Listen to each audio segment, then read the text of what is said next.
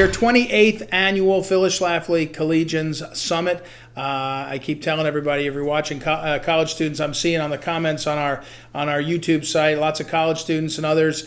And next year we'll be back live and in person, not virtual. But for now, it really works out great. We have these great policy experts coming by to spend time. And I was just talking off the air with Mike Davis, our next guest, about he himself was a clerk for Chief Justice. I had to promote him, Justice Gorsuch, right? Justice Gorsuch on the Supreme Court, and back when he was on the 10th Circuit. But the thing I was going to tell you, Mike, is the last time we did a virtual one of these, Senator Grassley came, but it was September. You might have come too at that day. And then Grassley was the President Pro Tem. Yeah. So that's in the line of succession. So he comes with a whole raft of security, and he came in. Yeah, it was an army. That's right. And that's one of the great disappointments that now we've flipped the Senate, because he doesn't get to be that in that position. But you worked for Senator Grassley, who of course has been an immense presence in the Senate for the last decades and decades, but in the last few years on judges. So Mike Davis is the founder of the Article 3 Project, which is focused, as it sounds, on judges. Article 3, if you haven't studied your Constitution, that's where judges are. We're talking to college students. If you're going to go to law school or anything, you better figure that out. But and then he also leads something we'll have a little conversation about, the Internet Accountability Project, which is focused on big tech. And so, first of all, thanks for coming, Mike, and thanks for all you're doing. Up on our wall up here, we have a couple of placards when the Brett Kavanaugh confirmation fight and Amy Coney Barrett was going on. There was lots of that, and Mike was involved in all that. First of all, the Trump years, because of the judges, what's the history marker for that? So President Trump was his biggest accomplishment in his first term was to transform the federal judiciary. We went from the 5-4 John Roberts Court to the 5-4 Clarence Thomas Court, and that is a huge difference. And we're seeing that with the appointments of Justice Gorsuch, Justice Kavanaugh, and Justice Barrett. What we saw was a shift in their jurisprudence. It is the first time in more than 80 years that we've had a true constitutionalist majority on the Supreme Court. And we could just talk about an everyday example what that means during COVID. We saw these Democrat politicians and even some weak Republican politicians around this country who didn't want to follow the science, who bowed to Fauciism, and they unnecessarily closed down so much of our country for a year, over a year. And what we saw with the Supreme Court with the 5-4 Clarence Thomas courts is we saw that the Supreme Court stepped in and said, look, you can't discriminate against churches. You can't discriminate against Christians. You can't discriminate against other believers because of COVID. If you're going to leave strip clubs open, you have to have churches open, right? So that's just a very important example of the transformation of the Supreme Court. We would not have had that if we didn't have President Trump transforming the Supreme Court. And then lower courts, though, the Article 3 Project tracked all these, and just throw me the numbers on the Trump years on how the number that were confirmed. So, man, I've lost track. So the Article 3 Project on our website, article3project.org, article3project.org, we have something on there called Judiciary Tracker. Right. So President Trump was able to appoint, he appointed more Article 3 judges to the federal courts of appeals, the critically important courts of appeals, right, along with the district courts. He appointed more than all prior presidents other than President Jimmy Carter. And the only reason that President Carter appointed more judges than President Trump was because Congress created 152 new judgeships for President Carter to fill. Otherwise, President Trump would be far and away number one. He appointed like 54 judges. It was like 53 or 54. I'd have to go back and check, to the critically important courts of appeals. Those are the last stop, right, for more than 99% of all federal cases. So it is a true transformation of the federal judiciary, and we're seeing it now. We're seeing it just today. There was a district court judge who came out and said that President Biden does not have the unilateral authority to stop leases on federal lands, right? So we're seeing that we have judges who are going to be a check on the political branches that we would not have had but for President Trump. Okay, so now we're down to today when we're doing this live, and they just confirmed Judge, I don't know, KJB or whatever her name is, Judge Brown, I guess, that should be fair, to the Court of Appeals for the D.C. Circuit.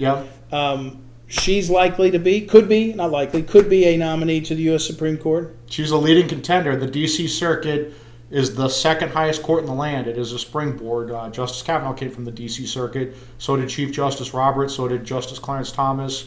So did the late Ruth Bader Ginsburg. It is definitely a springboard to the Supreme Court. Well, and so did Scalia. Didn't Scalia come? Scalia did too. I mean, it is. Everyone did, except for my guy, Gorsuch. Gorsuch came from out west. Yeah. So and Barrett came from the Seventh Circuit. That's true. Yeah. See that. Well, but so. But the question is Breyer, right? Yeah. Justice Breyer. What's your thoughts? Justice Stephen Breyer is a good man. He's an independent jurist. And the groups out there, I think, what was there, 13 groups out there today demanding that he step down. They've run around with their signs. They've drove around with their billboards on the back of trucks saying, retire Breyer. It's led by Demand Justice. It is truly the dumbest thing they could do. If you want Justice Breyer to retire, this is the last thing you should be doing, because he's not going to bow to these political mobs. But the Judge Brown did clerk for him, right? I was saying earlier that like a football coach and a basketball coach, they have their coaching tree. Yeah. So they like to be if you're Bill Belichick, you've got all your assistants go on to jobs, McDaniel and others, and judges are like that, right? They like their clerks to go on to cool jobs, and so is that a factor? Would Breyer think, well, there's one of my clerks who could take my spot? Because it did feel like, who was it? Kennedy really liked, I mean, he probably was ready to retire, but he really liked the idea that Kavanaugh, was it Kavanaugh that took his spot? Yeah, Kavanaugh took Kennedy's spot? Yep. Yes. Yeah, okay. So here's the difference. So Judge Brown was a judge on the district court, in the D.C. District Court, for a long time. Right. She's been on the D.C. Court of Appeals for one day. Right. So she's not ready. Okay. She's not ready to move up, but I think Justice Breyer probably knows that. And she's not going to be ready to move up. Chief Justice Roberts was on the D.C. Circuit for 2 years. So was Thomas for 2 years. I think you at least need to have 1 year under your belt before you could move up from the courts of appeals, from a court of appeals to the Supreme Court. And Judge Brown doesn't have that. And that's the problem for the Democrats is, President Biden has said he's only going to pick a black woman for the Supreme Court. Well, there aren't that many black women on the federal courts of appeals from which he can pick. From whom he can pick. Stacey Abrams too, right? He could pick Stacey Abrams. He did. She did help deliver the election to him. So. All right, Mike Davis. We're talking to college kids. It's Collegians Summit, and so if the college kids were here, we've had them before. The students, they'd be sitting in the crowd, and somebody would raise their hand always and say, "Why do I care about that?" So why do college kids, why should they care about Article 3 judges? And this is an important lesson, because, and I should say, Mike Davis, I mentioned, I think, clerked for Gorsuch, Judge Gorsuch, then clerked for Justice Gorsuch, worked in the Senate for Senator Grassley, worked in the outside for law firms and all. So he's been all around the legal. Well, if you're a young person, you say, why do judges matter? Yeah, tell us. I can't keep a job, so I have to bounce around. Yeah.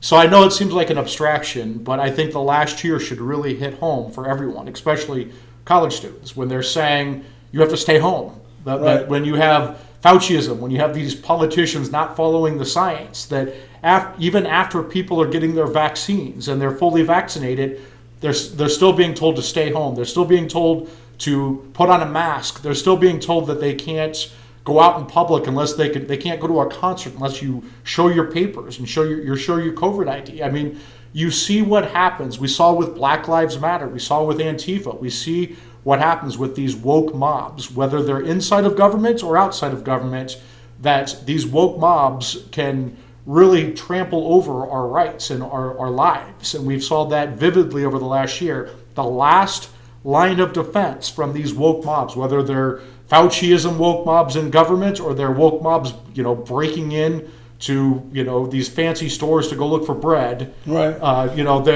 We have the federal judiciary, which is our last line of defense to protect us from that.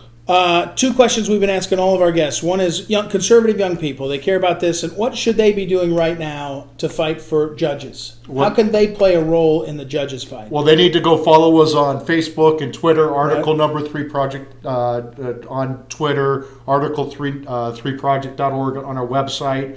But they also need to get involved. They need to get involved with their local Federalist Society chapters. They need to get involved with their local college Republicans. I'd say, if we want to be nonpartisan, I'd say get involved with college Democrats as well, but they don't share our judicial philosophy. But they need to get involved.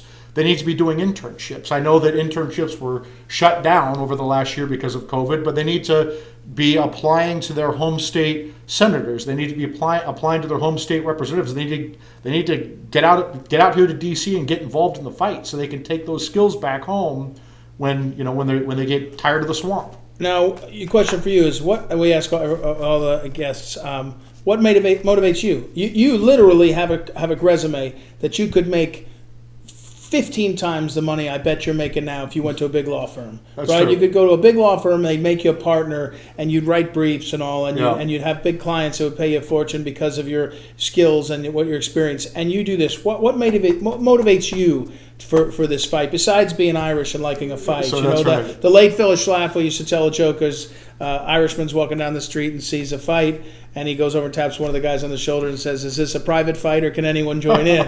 So that's kind of Mike Davis's thing. But what motivates you? So I really think our country is on the line. I really do. The Democrats want to pack the Supreme Court. They want to take total control of all of our government, including the judiciary. They want to impose their Marxist-styled critical race theory, equity, all of their nonsense, their woke nonsense. They want to control us. The COVID was a very good test run, and it's amazing to me how many Americans went along with this. And I think that we need to wake up as a country, or we're going to end up like China. One last question before I ask you about the Internet Accountability Project. Would you ever become a judge? If you could get confirmed, we'd have to have like 80 members in the one party to get you confirmed. You need more than that. 89 or 90. And go read my Twitter feed. Okay, I don't think I get kicked off Twitter. I don't think I'm getting confirmed by the Senate. I am very happy to be a warrior on the outside because I am not constrained by anyone, and I can fight. I can say what everyone is thinking. And I don't care if they try to cancel me. As a judge, you have to be more constrained and be more diplomatic and filtered, and I'm none of those things. All right, so Mike Davis we're talking to, and again, please go to the article, the number 3.org, article number 3 project.org. Yep. Now, another thing that you work on is the Internet Accountability Project and the power of big tech. Yep. Mike, it feels to me like it doesn't get smaller. Yep. And I said to someone earlier in this, if you're a young person, you almost can't see this because it's happening in like three or 4 years it's happened. But when you were in high school, you might have started to see it. But it's like a wave, except now you used to count on a wave. We get a wave of something. Let's call it censorship or fascism, cultural fascism. And the wave would come in and then it would recede, right? And you'd say, well, the 60s were crazy. And then we got Carter and it receded. And we receded, we got Reagan. Now it's a tsunami. And it's powered by big tech. And to some extent, big media, and now big government is joining in to imprison people over January 6th. It doesn't feel like it's going to recede. And there's like a guy on a surfboard on top of the tsunami, and that's Mike Davis saying, hey, guys, we got to fight this. Honestly, it seems so powerful. And the stuff we see tech do when they cancel Donald Trump, you see that. There's a lot of stuff we never see because it's like the dog that never barked. You don't see when they change the algorithm so that you just actually don't see things. You know, they don't announce it, it just goes away. How's it going to get better?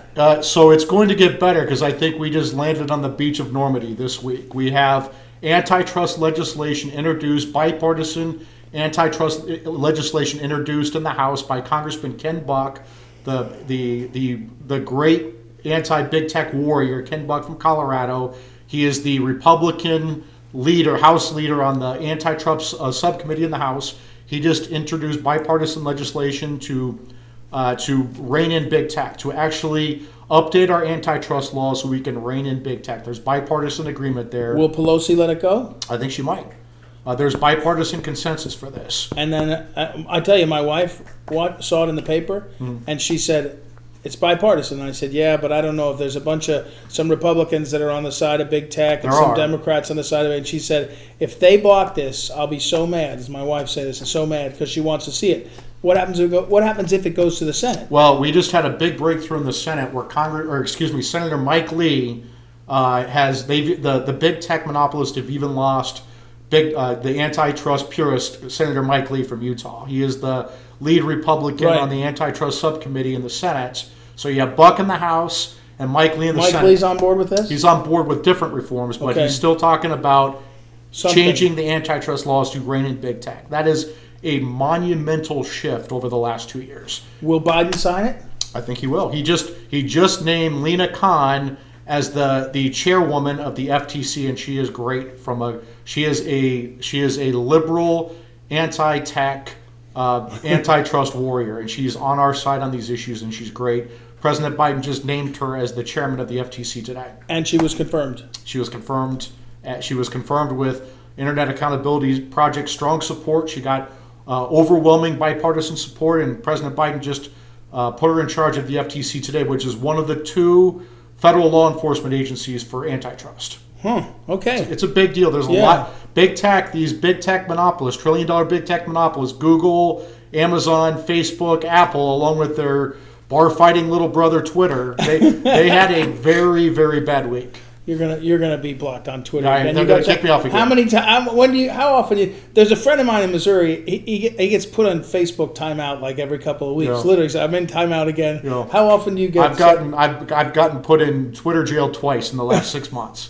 But then they come back. It's hatred and violence, and then they come back and say it was a mistake. I was caught up in the spam filter because the difference. Here's the problem: is they're picking on the wrong guy here because I'm crazy and I'm running these nonprofit groups and I have actually good connections in the media and on the Hill. What angers me is their silence. I had 8,000 Twitter followers just magically disappear after the the January 6th so-called insurrection. The insurrectionist who went in and took selfies on the Senate floor and left. Were you there? I wish. I missed out. I was Horn Man was taking selfies on the Senate floor, and that's an insurrection. But wait, where were you on the 6th? I was probably back in Colorado. I split my time. But have you seen Braveheart? I've seen Braveheart. And you know the Irish guy in that? No, we're talking old for the college crowd. I know, but you should watch Braveheart. Isn't that the Irish guy?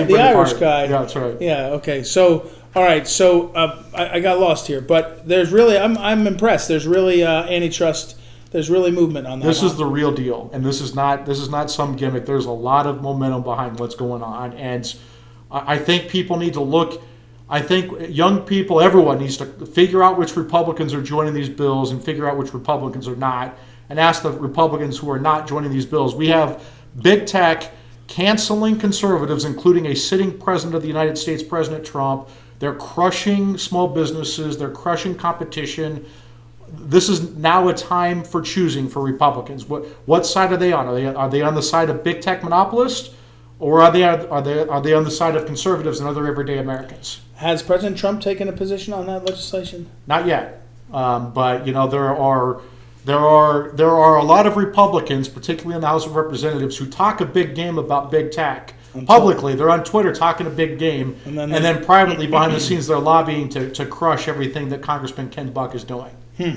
So I'm going to start naming names soon. Where do students that care about big tech in this fight, where do they go? They go to theiap.org, theiap.org. Okay, the IAP. All right, Mike Davis, thanks for your fight and for all you do, and we appreciate it, and we'll check him out on social media. He does have it's a terrible Twitter name though. What is it? So it's MRDDMIA, and it's because it's my initials in Des Moines, Iowa. MRD, my initials in Des Moines, Iowa. I know, that was before I was woke. The only person worse is @Julie_Kelly 2.